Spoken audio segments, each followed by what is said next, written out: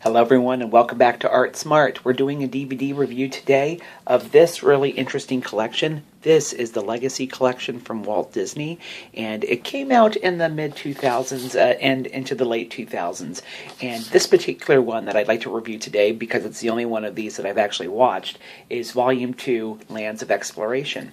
This is Roy E. Disney signing off on this. Unfortunately, he has passed away, and if you don't know about Roy E. Disney, you definitely should learn about him, because he's had a huge impact on the Disney organization over the last 30, 40 years. Actually, longer than that, but in general, he's had a huge influence, and you should know about him if you're interested in the history of Walt Disney's Corporation and films.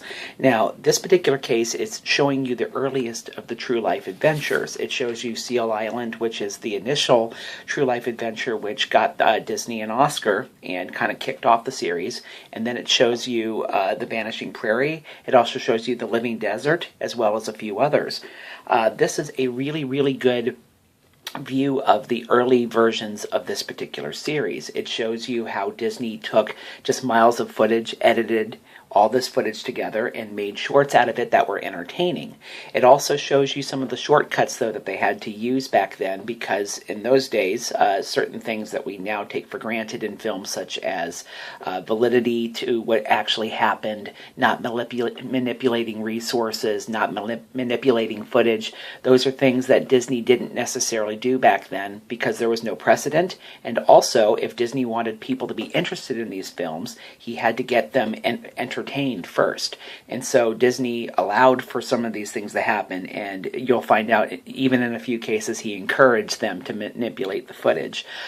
In my opinion, this doesn't necessarily tarnish the films, because I think it was long enough ago where people understand what Disney was trying to do. I also think people can appreciate the fact that this was a pioneering series of films that has led to things like Discovery Channel, the Animal Planet, things like that. And it definitely has made an art form out of the nature film. It's shown that nature films can be entertaining, and you can also have somewhat of a small narrative carrying throughout a film, even if they have changed the animal and tried to manipulate the fact that it's different animals into one animal in their storytelling here. In general, I think most people can get past that and understand it.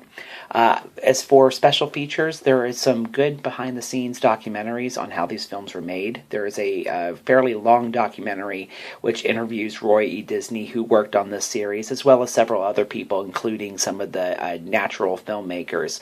And you learn a little bit about how this was done. There is a lot of filler, though, when it comes to the Disney Animal Kingdom stuff that they have on here. Really, it just feels like an advertisement for Disney World. But in general, most of the information on here is good. The films are good. They're very clean. They're not overly clean, though.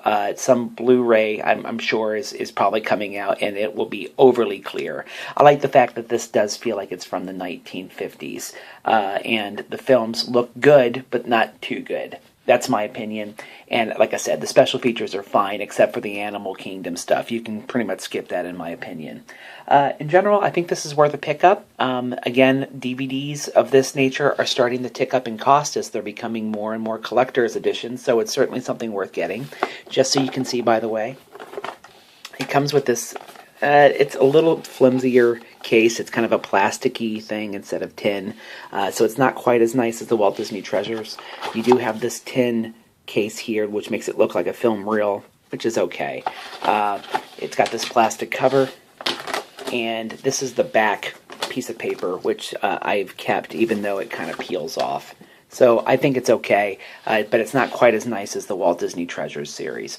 So I would definitely pick it up. Just, I would maybe skip some of the special features, and it may not look quite as nice on the shelf as the Walt Disney Treasures cases do. Have a great day, everybody, and make sure you continue to Art Smart. Bye-bye.